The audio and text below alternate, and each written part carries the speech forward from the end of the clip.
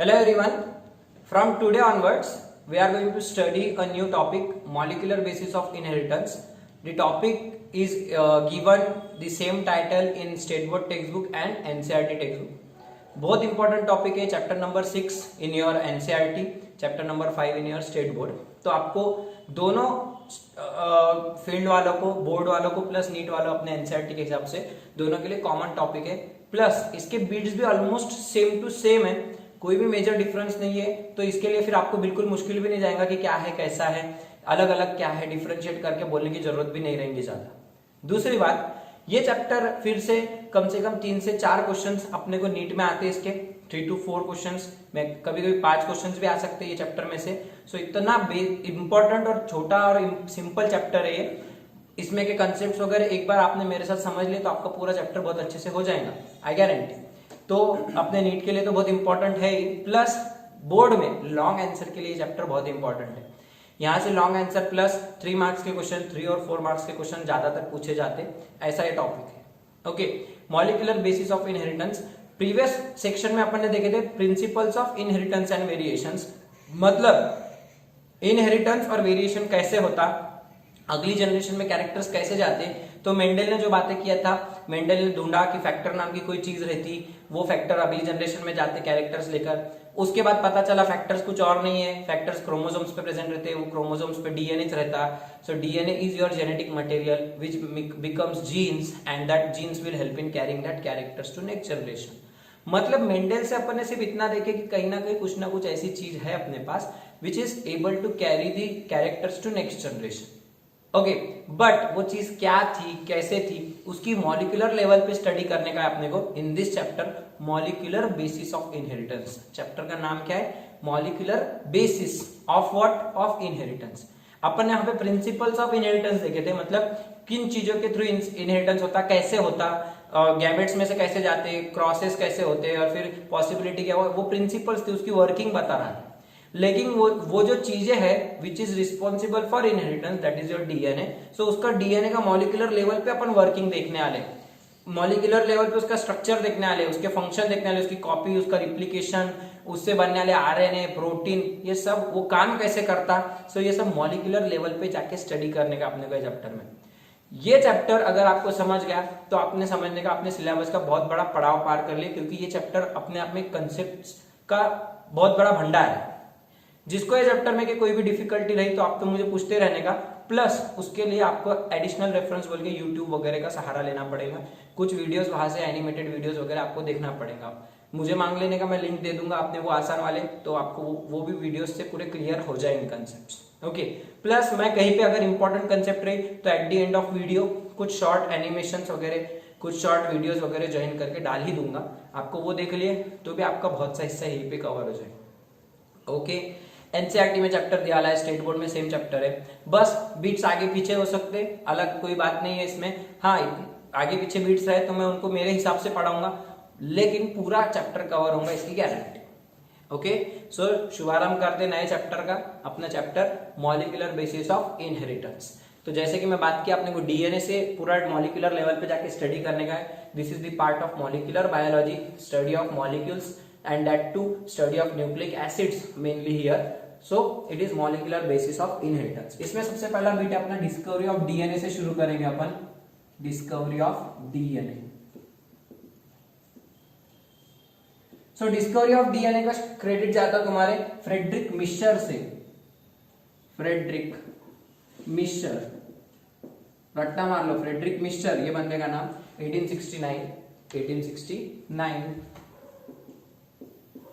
Okay, ये बंदे ने क्या किया था, ही कलेक्टेड पस सेल्स फ्रॉम लोकल हॉस्पिटल, वहां से कलेक्ट किया. अब पस सेल्स कहां से लाएगा, बैंडेजेस, मार लगा ले जो बैंडेज रहते उसके ऊपर pus formation, yellow, black colour, dark yellow, red, dark, ऐसे ब्लड मिक्स वाला पस रहता. तो वो जो बैंडेजेस थे, पट्टी वगैरह कर लेती थी, वो निकाल फेंक देते थे हॉस्पिटल के बाहर. सो वो कलेक्ट करके लाता था. उसके ऊपर ही added salt solution to it.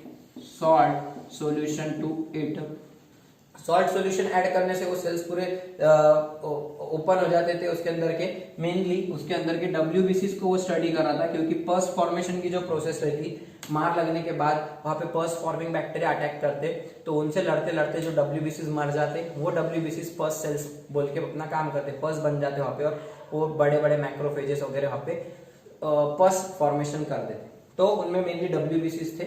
इससे क्या हुआ, पूरे जो सेल्स थे वो प्रेसिपिटेट हो जाते थे मेन एक जगह पे, फिर सॉल्ट सॉल्यूशन से वॉश ऑफ करने के बाद उसमें उसने अल्कलाइन सॉल्यूशन ऐड किया, he added alkaline solution to it and therefore the cells lysis हो जाता था, सेल्स फूट जाते थे पूरे, वो जो पस सेल्स थे, अब ये पस है पूरी पट्टी के ऊपर, बैंडेजेस फ्रॉम लोकल हॉस्पिटल, ये बैंडेज है ऐसी ऐसी, तो इसके ऊपर यहाँ पे पस लगा रहता था, वो पस में सॉल्ट सॉल्यूशन डालने से पूरा फैल जाता था, पूरा डिस्ट्रीब्यूट हो जाता था इस तरीके से। जब उसमें अल्कलाइन सॉल्यूशन डाला तो वो जो सेल्स रहते वो बर्स्ट हो जाते थे और न्यूक्लिया उसके बाहर आ जाते थे, ये जो सेल्स है फूट गए और उनके न्यूक्लिया एक्सपोज हो गए, क्योंकि न्यूक्लियस के अंदर ही अपना डीएनए प्रेजेंट रहता है, तो सबको बेसिक पता ही है। जैसे ही सेल्स लाइज हो गए, फूट गए, उसके अंदर फिर उसने ही isolated a highly active chemical containing high content of phosphorus, and he called that substance as nuclein. उसने उसको क्या नाम दिया, nuclein, because that material was obtained from nucleus of pus cells and he termed it as nuclein.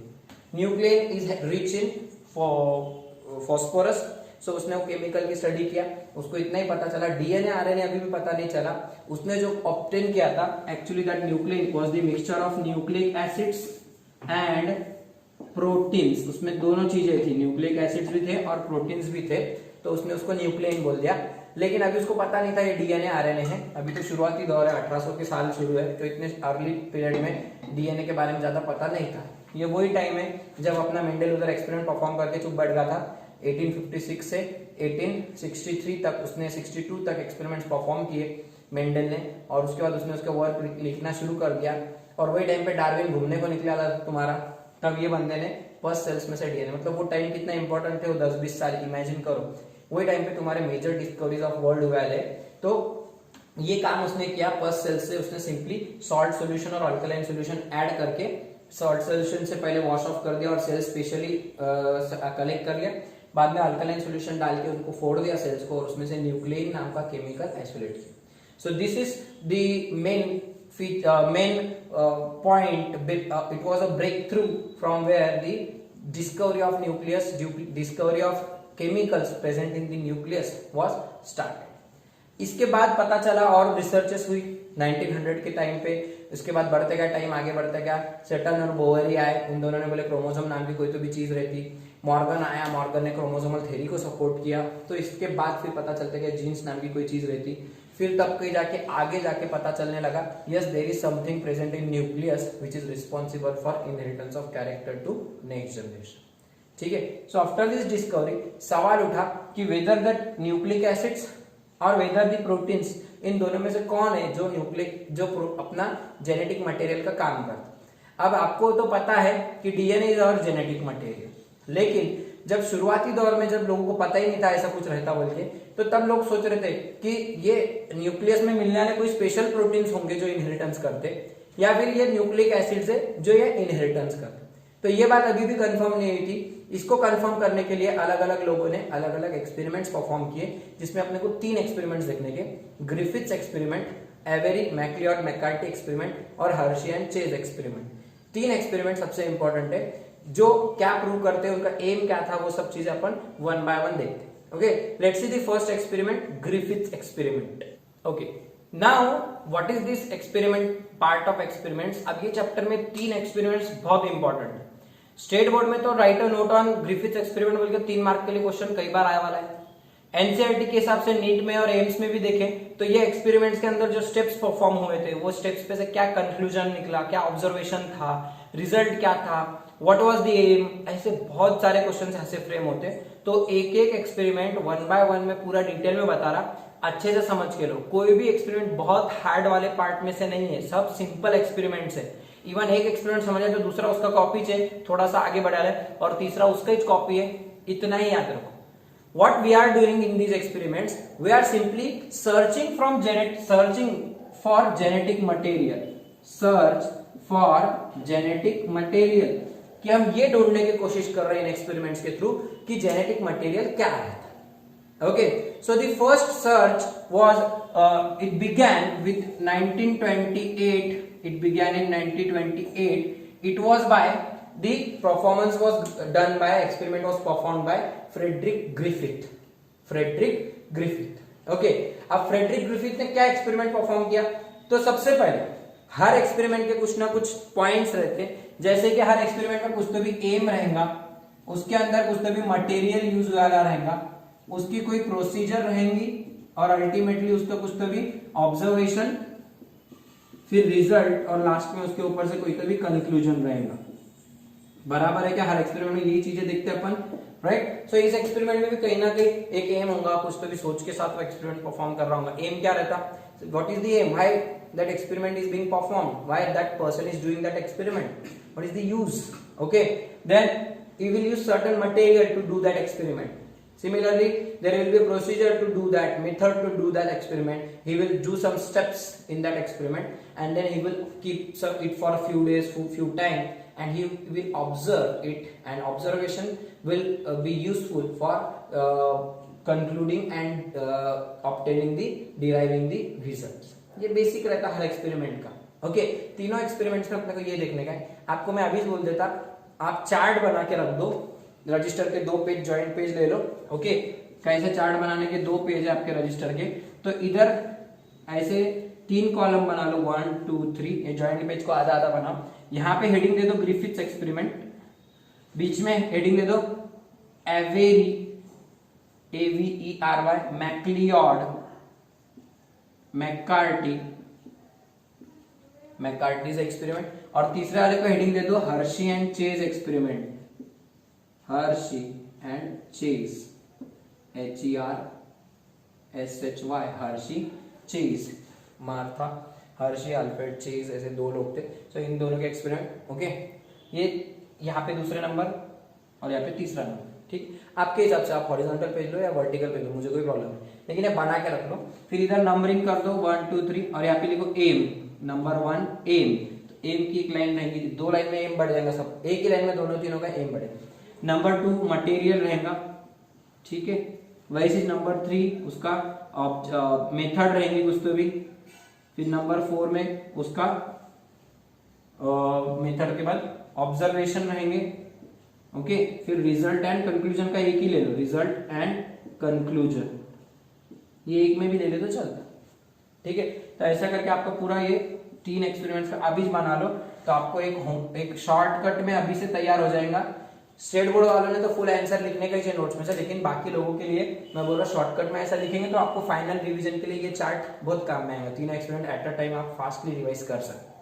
ठीक है, ये chart होने के बाद अपन प्रिपेयर करते हैं इसको. Let's do this first experiment, Griffith's experiment. What did Griffith do in his experiment? उसने किया क्या था? सबसे पहले, so what was the aim? So he was in search to identify the genetic material, which helps in carrying the information to next generation. उसका main M क्या था? वो कौन सी चीज है जो अगली जनरेशन में कैरेक्टर्स लेके जाते, उसको वो चीजें पता करने की. ठीक है, सो उसने वो स्टडी करने के लिए सबसे पहले उसने क्या लिया? मटेरियल बोलिए स्ट्रेप्टोकॉकस निमोनी. ये बैक्टीरिया है, इट कॉजेस निमोनिया. याद करो, health and diseases, Streptococcus pneumoniae, Diplococcus pneumoniae, Haemophilus influenzae. These are the bacteria that cause disease pneumonia. Okay, human being में डिसीज करता, वैसे ही ये कुछ और ऑर्गेनिजम्स, रैट्स, माउस, अपने कैट वगैरह, इनमें भी निमोनिया जैसे डिसीज कर सकता. ठीक है, so he used the strain Streptococcus pneumoniae for his experiment. याद रखो, ये एमसीक्यू में पूछते, which of the following strain was used by Frederick Griffith? Okay, so it was Streptococcus pneumoniae. Along with this strain, he also used mice. He also use mice, चूहे use करने के अपने को। अभी चूहों का एक्सपेरिमेंट, अपने को चूहे लगेंगे, ठीक है। अब प्रोसीड दो ही चीजें यूज किया, इंजेक्शन वगैरह, टेस्ट ट्यूब वगैरह, बाकी जो ग्लासवेयर वगैरह अपने लैब में रहते वही चीज, मेजर दो चीजें ये थी, ठीक है। Then procedure was followed. First of all what is this streptococcus pneumoniae, उसने जो स्ट्रेप्टोकोकस निमोनी यूज किया था, सो एस निमोनी लिख रहा मैं, स्ट्रेप्टोकोकस निमोनी।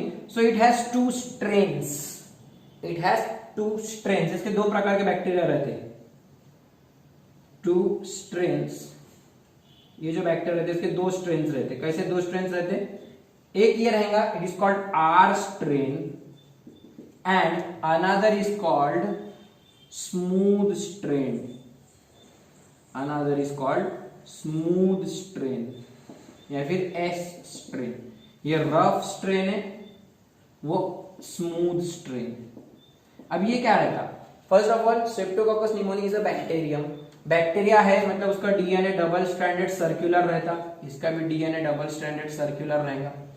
इसमें सेल ऑर्गेनेल्स एब्सेंट रहेंगे, इसको outer covering cell wall glycocalyx वगैरह रहेगा। लेकिन रफ और स्मूथ ऐसे दो चीजें क्या रहती, तो रफ स्ट्रेन की रफ क्यों बोलते हैं, because it has outer rough wall, outer covering is rough, outer covering is rough and it can be easily damaged with the help of antibiotics, it can be easily destroyed, damaged with the help of antibiotics, तो आप इसको तोड़ सकते हैं।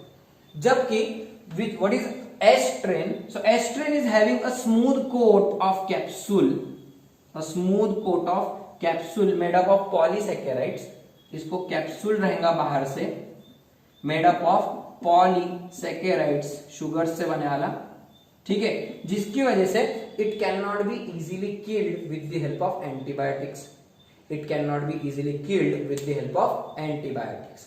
समझ रहा है, ये रफ स्ट्रेन है, इसको कवरिंग नहीं है और इसको covering. This is called non capsulated strain, it becomes non capsulated strain and it becomes capsulated strain, it becomes capsulated strain.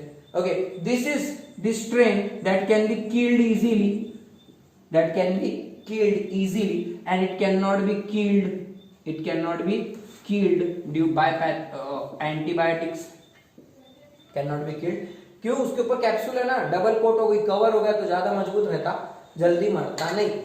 Okay, अब इसको तुम गोलियां खा के मार देंगे, इसको गोली खाए बाद भी मरेगा नहीं।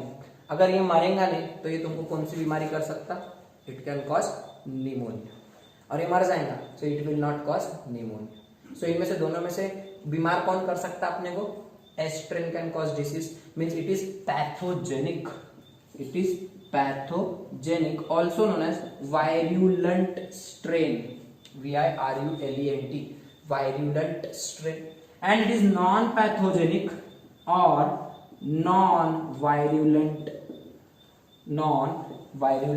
स्ट्रेन। वायरुलेंस मतलब क्या है, the ability to cause the disease, ability to cause the disease, so it can cause disease, it cannot cause disease. Why? Because it can, S strain can produce a coat made up of polysaccharide or capsule around itself which prevents it from getting killed from antibiotics.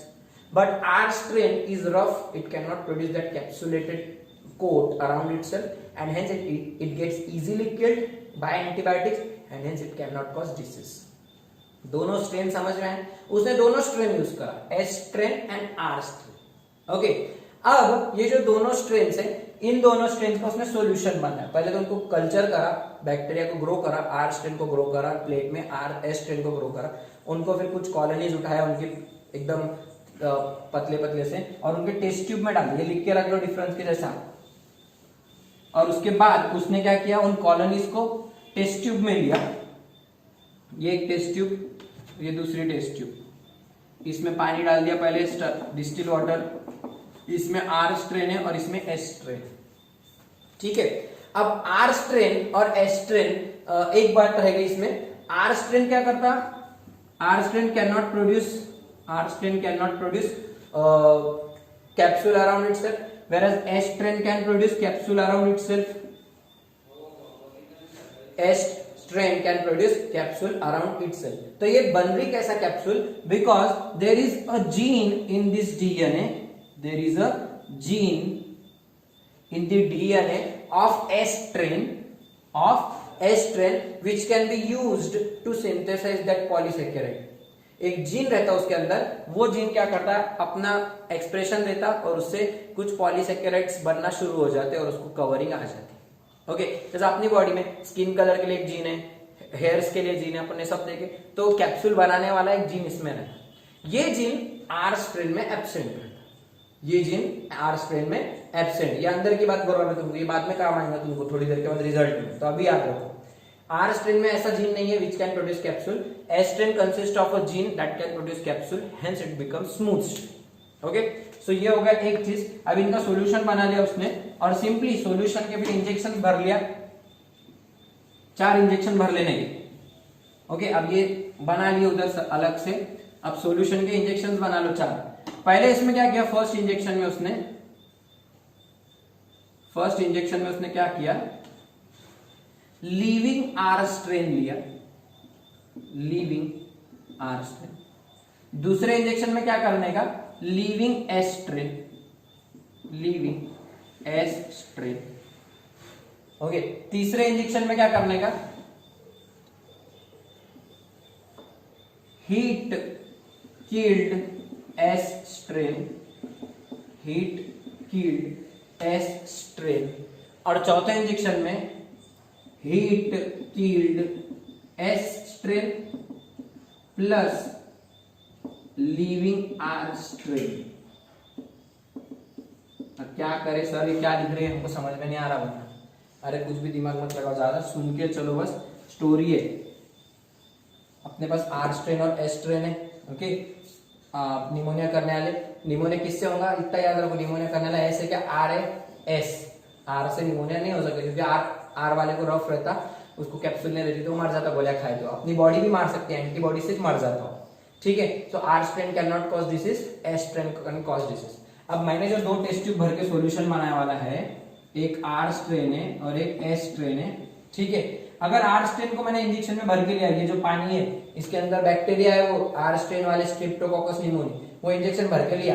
Okay, कौन से, living, जिंदे है वो, living R strain, ये भर के लिया injection भर के, और and that was injected in a living mice. एक चूहे में डालो उसको, चूहा, एम नाम का लड़का था, 80 रुपए कमाता था, 2 रुपए बन गए, ऐसा कुछ भी कहानी बनाते, चूहा, बराबर की चूहा, राइट। सो एक जिंदा चूहा पकड़ने का, लैब माइस, उसके ऊपर एक्सपेरिमेंट कर।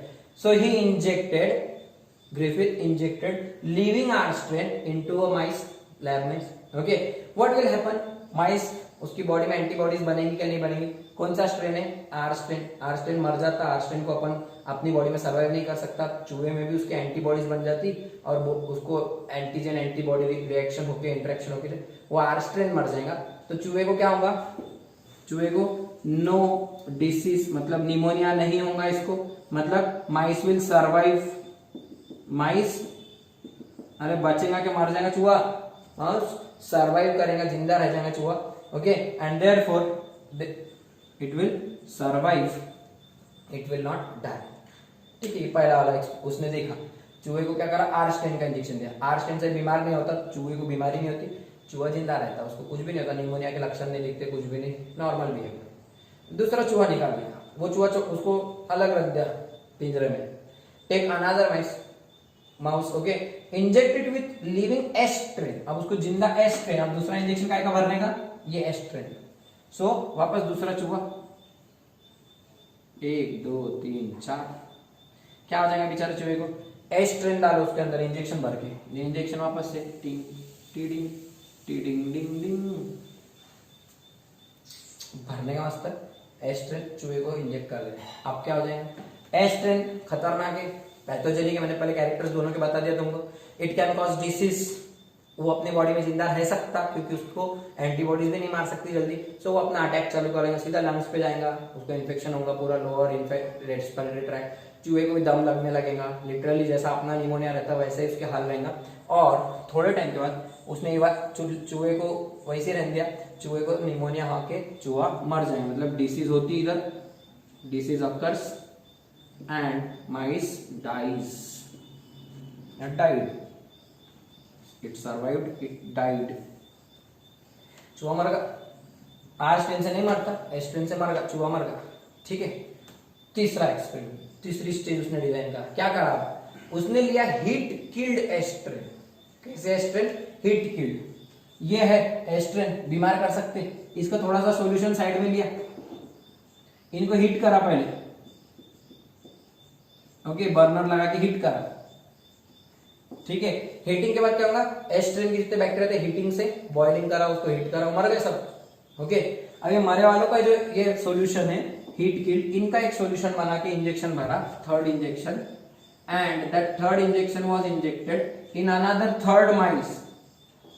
तीसरे चूहा लेने का, हर एक पार्ट के लिए एक नया चूहा यूज करना है, क्योंकि क्या है, तुम बोले सर पहला जिंदा है उसको वापर लेंगे, अरे हो सकता है वो आर स्ट्रेन से मर गया तो अपना एक्सपेरिमेंट गलत हो जाएगा, ऐसा कुछ भी दिमाग लगा सकते। इसके लिए उसने 4 फ्रेश चूहे पकड़ के लाया। बहुत रहते थे पहले चूहे, तो वो चूहे पकड़ के एक को ये दिया आर स्ट्रेन, एक को एस स्ट्रेन दिया, ये मर गया। अब ये चूहा, इसको कौन सा दिया? Heat killed strain. इसको भी कुछ नहीं हुआ, क्यों? क्योंकि एस्ट्रेन मरे वाला ऑलरेडी, बैक्टीरिया मरे वाला है। मरे वाला बैक्टीरिया क्या डिसीज करेगा? वो रिप्लिकेशन, खुद को कॉपी नहीं करेगा, उसकी डुप्लीकेट नहीं बनेंगे, डुप्लीकेशन नहीं होगा, तो उससे इन्फेक्शन भी नहीं होगा। अपनी बॉडी मरे वाले चूहे, मरे वाले एस्ट्रेन को और मार देंगी, अपने WBCs वगैरह, लिम्फोसाइट्स, एंटीबॉडीज सब मिलके वो साफ कर देंगे मरे वाले बैक्टीरिया, चूहा जिंदा बच जाएगा। तो इसको भी disease, no disease, no disease, and mice survived, mice survived, चूहा बच गया। समझे? 3 स्टेप्स, पहले में आर स्ट्रेन भर के देने का, फिर एस्ट्रेन भर के देने का, फिर हीट किल्ड एस्ट्रेन भर के देने का, चूहा बच जाएगा, मरेगा कहां पे? सिर्फ एस्ट। लास्ट स्टेप, ध्यान से सुनो, लास्ट स्टेप खत्म, इतना ही बता रहा है, इसके बाद लेक्चर खत्म होना है। लास्ट स्टेप, अब उसको क्या करना है चूहे को? अब ये जो हीट किल्ड है ये, और इसमें लिविंग आर स्ट्रेन डालने का। कैसा सॉल्यूशन तैयार करने का? हीट किल्ड एस्ट्रेन, हीट किल्ड एस्ट्रेन, उसमें क्या डालने के? Living R strain. लिविंग एस्ट्रेन नहीं डालने का, एस डालेंगे तो बीमारी होने से वाली है, एस डालेंगे तो बीमारी होगी, उसमें लिविंग आर डालने का, लिविंग आर स्ट्रेन। सो उससे क्या हुआ? फिर वो इंजेक्शन बनाया उसने, चौथा इंजेक्शन चूहे को देने का। ओके, क्या है उसमें भरा वाला? Heat killed strain plus living R strain, heat killed strain plus living R strain. What will happen? अब एक्सपेक्टेड क्या था, क्या होना चाहिए आपके हिसाब से रिजल्ट? सर हीट किल्ड वाले से डिसीज होती क्या? नहीं, चूहा बच जाता। लिविंग आर स्ट्रेन से क्या होता? लिविंग आर स्ट्रेन से चूहा बच जाता। दोनों को मिला के भी दिए तो क्या होना चाहिए? चूहा बच जाना चाहिए, जिंदा बचने का ना चूहा। ये एक्सपेक्टेड था कि उसको लगा चूहा बच जाएगा, बट ऐसा नहीं हुआ। चूहे को हुई बीमारी, pneumonia, disease occur and mice died. यहाँ पे चूहा मर गया, चूहा मर गया, चौथे वाला भी चूहा मर गया। अब तुम बोलेंगे क्या धंधे लगाए सर? अगर 1 और 3 को कंबाइन करके दे रहे तुम, स्टेप 1 उसमें चूहा बचता, स्टेप 3 इसमें भी चूहा बच जाता, तो स्टेप 4 में फिर चूहा बच जाना चाहिए, लेकिन ये चूहा मर गया, दिमाग की बत्ती चल गई उसकी। ऐसे कैसे हुआ? असं कसं झालं?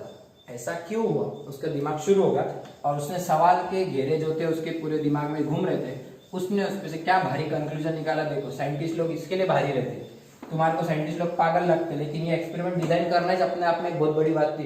नोबेल मिला था बाद में, ठीक है। सो ये बंदे ने इतना जबरदस्त काम करा, इस पे सोच रहा कि यार ऐसा कैसा, आर स्ट्रेन लिविंग है, ये आर स्ट्रेन ऐसा ड्रॉ करा था मैंने, उसमें मैंने क्या डाला, बोले उनने क्या डाला, उसके अंदर एस स्ट्रेन डाला, बराबर है।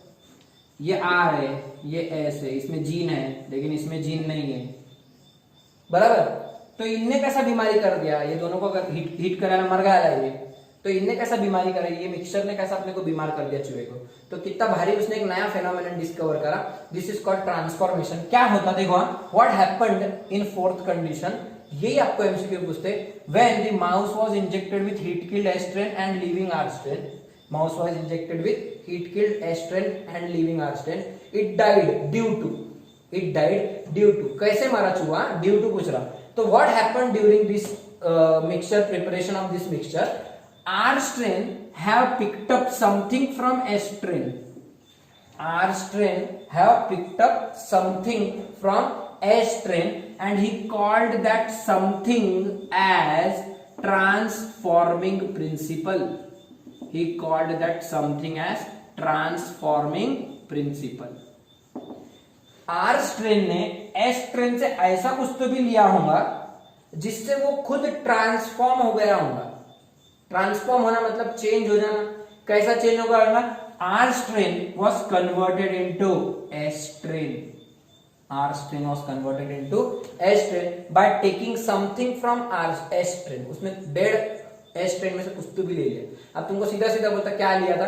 सीधा सीधा ये जो जीन है, this gene, it was present in dead S strain. It was present in dead S strain. So what could have happened? These S strain, they have produced pili. They have produced pili, and similarly R strain also produced pili. R strain also produced pili. Pili are finger-like small projections with small openings called apertures. Pili are small openings, finger-like projections. They are called apertures. They help in exchange of genetic material. Exchange of genetic material. ये जो gene है, ये DNA है. Exchange of genetic material है. So this genetic material or the gene which can cause formation of capsule. So that gene was exchanged between S strain and R, living R strain, dead S strain and living R strain. Okay, this gene when entered here in R strain DNA, जब ये gene इधर से आके इसके DNA में घुस गया, इसका इंटीग्रल पार्ट बन गया, now R strain was able to synthesize the polysaccharide layer around itself. Due to entry of this gene, the R strain was also able to synthesize its polysaccharide layer, that is capsule, and thus R strain got converted into S strain. R strain got converted into S strain. R strain got converted into S strain. This change of one strain, that is R strain of bacteria, into S strain of bacteria, one strain is converted into another strain. Non-pathogenic strain is converted into pathogenic strain. It is called transformation. It is called transformation. Transformers. बराबर, कभी गाड़ी बनते, कभी robot बन जाते, transform हो जाते. सो वैसे एक स्ट्रेन दूसरी में ट्रांसफॉर्म हो जा रहे. The process is known as transformation. Conversion of one strain of bacteria into another strain is known as transformation. What was the reason behind transformation? Exchange of something. Griffith के words use करने के. Exchange of something between two strain could have occurred. He could not identify that something, कि वो something क्या था. We know it is DNA now, but Griffith के time पे DNA था बोल के पता नहीं था. ग्रिफिथ ने इतना ही बोला कि ये स्ट्रेन ने इसको कुछ तो भी दी होंगी, जब जाके तुम्हारा एक स्ट्रेन दूसरे स्ट्रेन में कन्वर्ट हो. अब ये एस स्ट्रेन में बदल गया, और ये जब एस स्ट्रेन में बदल गया खुद को, तो फिर इसने इसको डिसीज कर दिया चूहे को, और चूहा मर गया. R strain was converted into S strain, and S due that S strain caused disease in this mice and it died. उसने उसको बीमार करके मार. समझ में? अब इस पे से क्या कंक्लूजन निकलता? प्रोसेस समझ में? 4 इंजेक्शन दिया, पहले आर स्ट्रेन का दिया, चूहा जिंदा रह गया. फिर एस स्ट्रेन का दिया, चूहा मर गया. फिर हीट किल्ड एस स्ट्रेन का दिया, चूहा जिंदा रह गया क्योंकि एस स्ट्रेन जिंदा नहीं थे. और लास्ट स्टेज में हमने लिविंग आर स्ट्रेन और हीट किल्ड एस स्ट्रेन का मिक्सचर दिया, जिससे चूहा मर गया. And what was the observation and conclusion? He concluded that there was exchange of something between heat killed S strain and living R strain. R strain have picked up something from S strain, and he called that something as transforming principle. The process of conversion is known as transformation. The term was coined by Griffith only. Griffith ने जो term डाला, the term transformation was given by Frederick Griffith. So this experiment is also known as transformation experiment. Griffith's transforming principle experiment. इसको क्या बोलते हैं? Griffiths experiment या Griffiths transforming principle experiment. Okay, but what was the drawback of this experiment? He could not identify that material which was exchanged. He could not identify the chemical nature of it, कि वो क्या है, DNA था क्या, protein था क्या, carbohydrate जाते क्या, आरएनए जाते क्या, कोई एंजाइम रहता क्या, विटामिन रहते क्या, कोई मेटल आयन रहते. What was that material which was exchanged? He could not identify that material. So this is the drawback. और इसके बाद ही फिर अगले लोग आएंगे तुम्हारे एवेरी, मैक्लियोड और मैकार्टी, जो तुम्हारे को आगे सोच के बताएंगे, खोज करके बताएंगे इसकी आगे एक स्टेप जाने का. So we will see that in our next lecture.